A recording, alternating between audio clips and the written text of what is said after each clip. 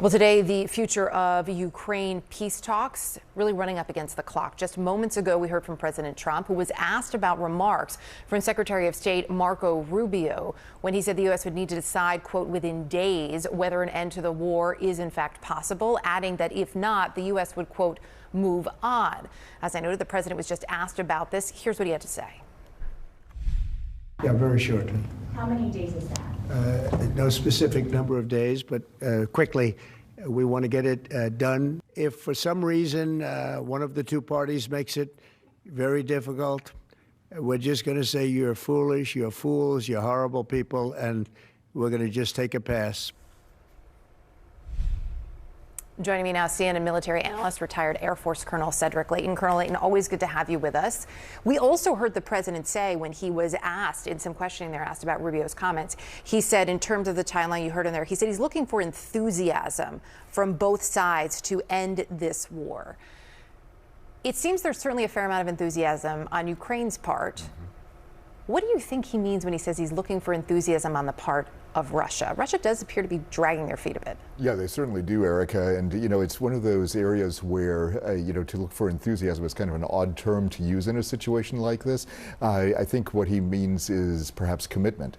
And if he wants commitment from the Russians to get to a peace proposal, to get to some kind of a peace plan and an eventual peace accord with the Ukrainians, then you've got a whole different dynamic that you need to work toward. And I think the administration is making actually a fairly big mistake by not putting military pressure on the Russians. That could come in the form of various things, such as increased weapons supplies to Ukraine, deployments of troops, the potential even of a no-fly zone in Ukraine. That is something that nobody's been talking about since really the beginning of this war. And that is something, that's the kind of pressure that the Russians understand. All this other stuff, all these long meetings that Mr. Witkoff has had with Putin, all of those kinds of things have really not resulted in any benefit to the Ukrainians, at least. And I don't think they've even benefited the Russians at this point. It's also striking to me sort of the two different messages and almost a role reversal in some ways, right? So we're hearing from Secretary Rubio, we've got a matter of days and then basically we have to move on. And then you hear from Vice President Vance just earlier today, who said he was optimistic that they could bring this war to a close. Does that read as messaging to you? And if so, is that messaging to one country over another in your view? No, and it seems very confusing to me, Erica, because an administration of whatever party should be talking with one voice when it comes to these kinds of things. And when you have the Secretary of State saying, okay, we're going to move on, whatever that might mean, and then on the other hand you have the Vice President saying, I'm optimistic about getting things done, that implies that they're not going to be moving on. So obviously foreign policy is the province of the Secretary of State, at least under normal administrations, so if that is the case, that they're going to potentially move on, that could mean a case of perhaps benign neglect when it comes to the Ukrainians. That could be bad for them, but it could also be bad for Russia. And that could mean that now this gives the Europeans a chance to move in from a diplomatic standpoint and take over where the United States has left off. So to that point, you read my mind, so thank you on that. In terms of Europe moving in, do you believe European leaders could come in and actually work out some sort of a deal here where the U.S. cannot?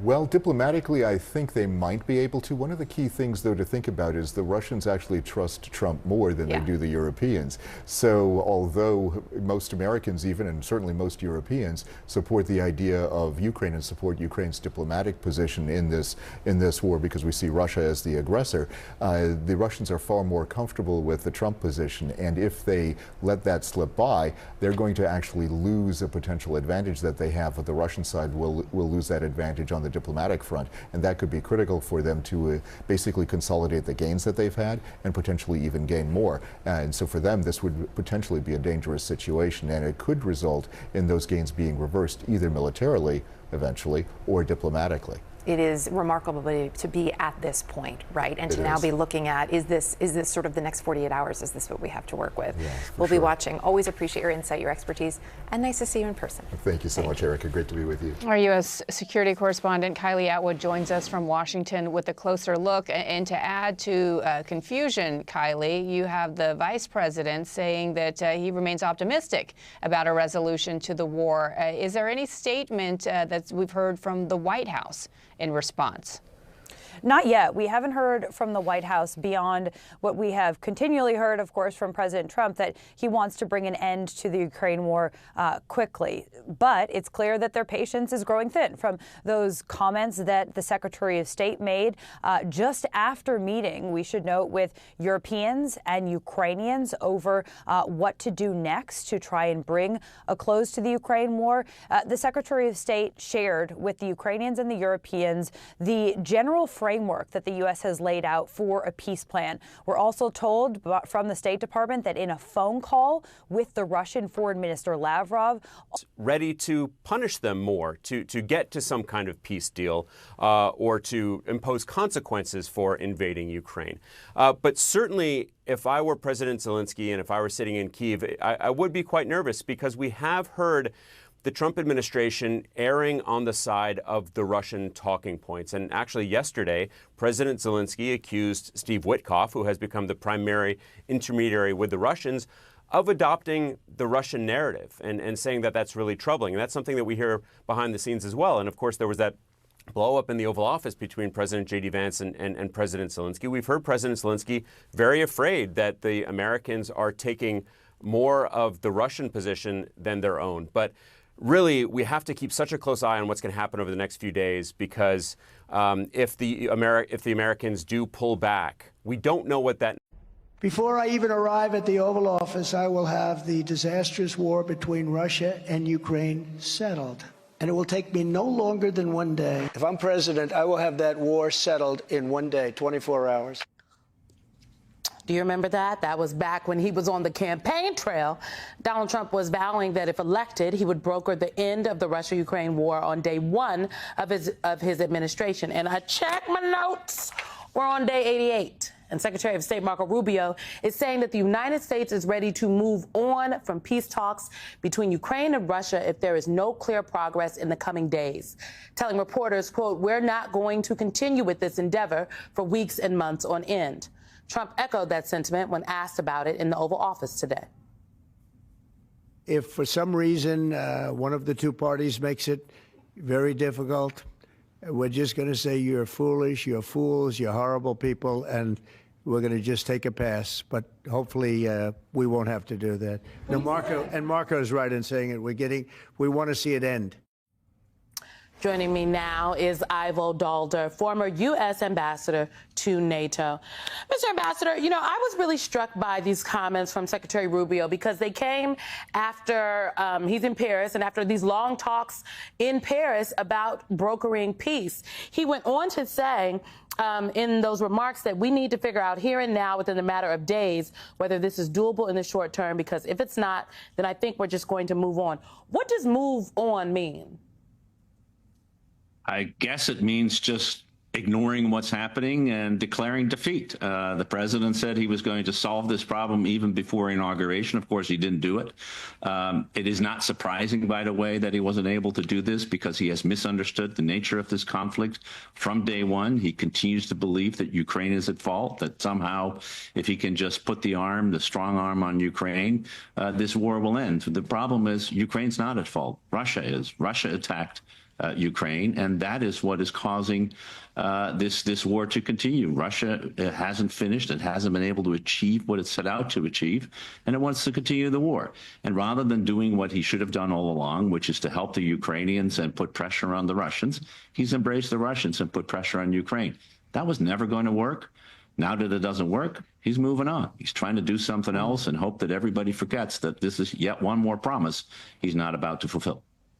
Axios had a headline today that said Putin tests Trump's patience by slow-walking ceasefire talks. And then in the Oval Office, I believe today, Donald Trump had this exchange with a reporter trying to, say, oh, no, nobody's playing me. Take a listen.